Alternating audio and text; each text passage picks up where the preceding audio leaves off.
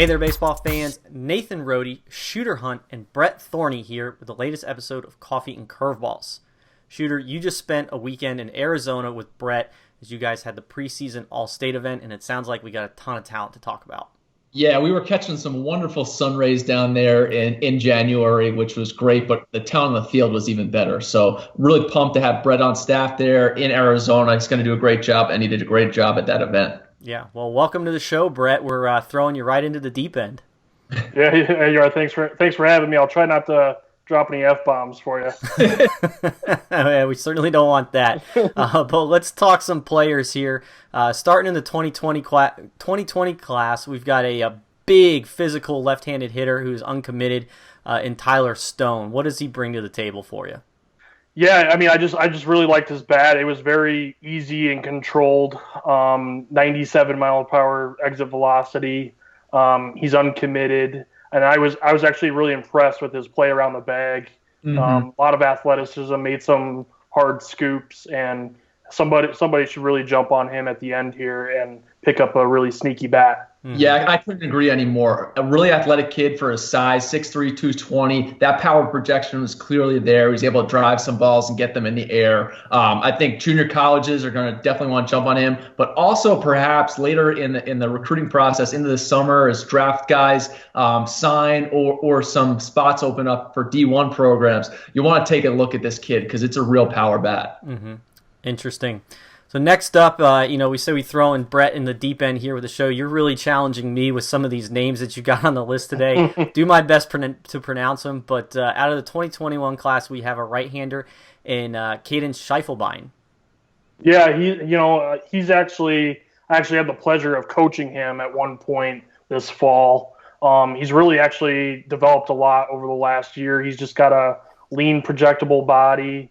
Good athleticism. He actually ran a 6.89, which was one of the top 60-yard dash times on a slow track. He throws downhill with overtop, really high arm action. He was 83 to 87, touching 90 a couple of times. But he mixed in an average curveball at the event, but I've seen it above average, high 70s. His dad actually pitched at U of A, and I've been told from a lot of people that his dad threw really hard. So it's pretty easy to project him.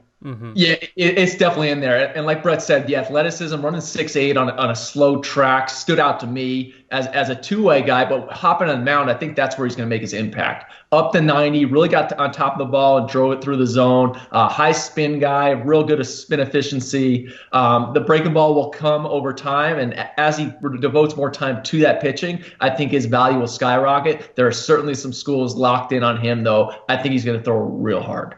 Excellent. Well, next up, still in the 2021 class, we've got Nick Arias, who has some big league bloodlines. Yeah, his dad played in the bigs. This is another kid that was in the future games last year. All around good actions. He's gotten more strong and more defined.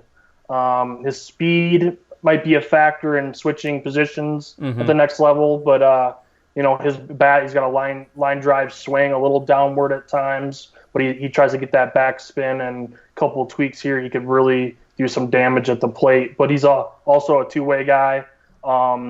He didn't pitch at the event, but I've seen him in the past, and he can run it up to upper 80 sometimes. Yeah, he's just a real good baseball player. It makes sense that he's got those bloodlines because he looks the part in the field, and it's hard to ignore him. Moves around well at shortstop. I think he shifts over to more second base, third base in the future with some of that speed. But he had 2 hits in the game. He's not scared out there. It's a confident kid, quiet confidence about him.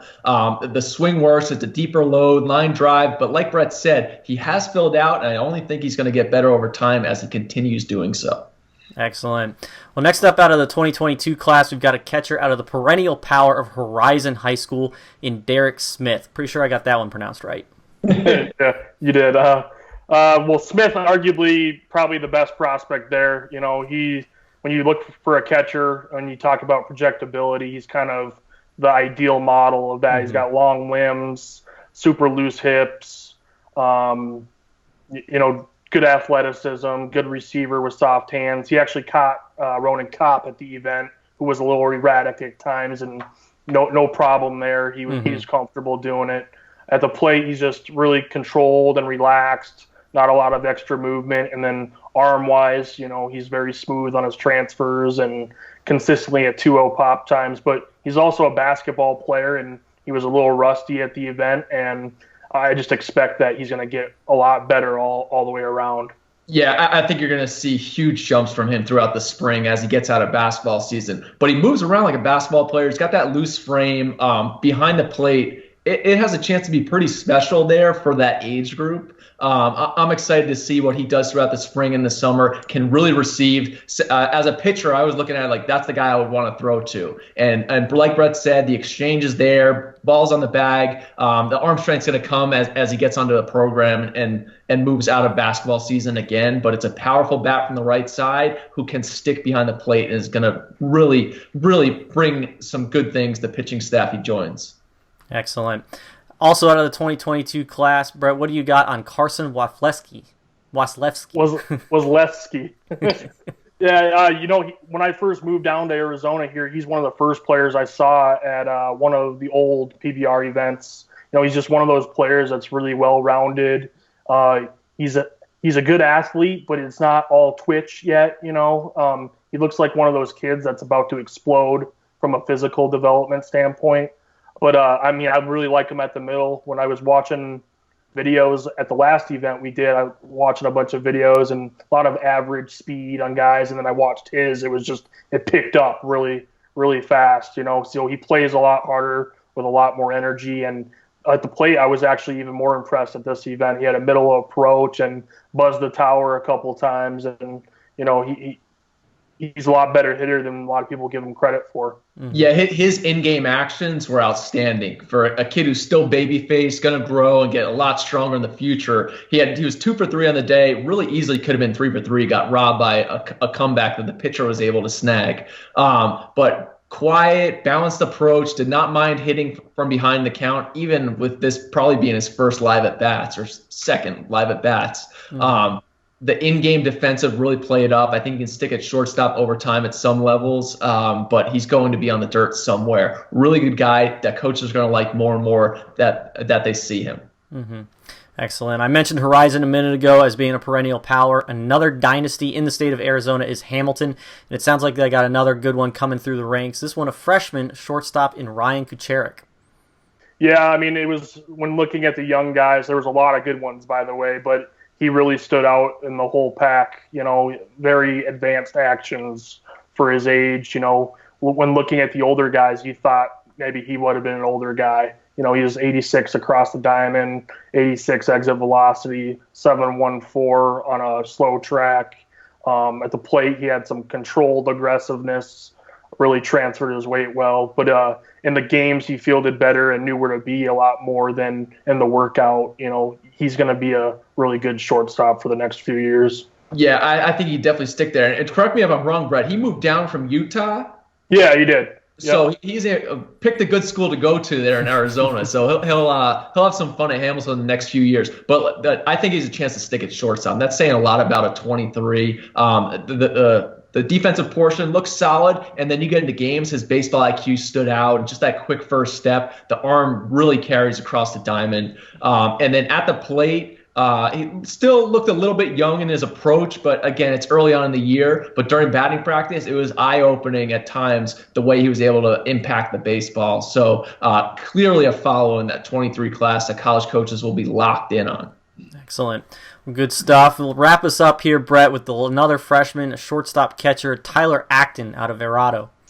Yeah, he another player all around who looked really good. 5'10", 140. He plays a little bit bigger than that. He's got a thin body with some athleticism, not real fast as a runner, but as a shortstop, he fielded balls cleanly and that sort of stuff. But I really, after Shooter left, we put him behind the plate, and that might be a better position for him in the future. Lot of mobility back there, good flexibility, low center of gravity, good exchanges to second. I had him around 2 pop times as well.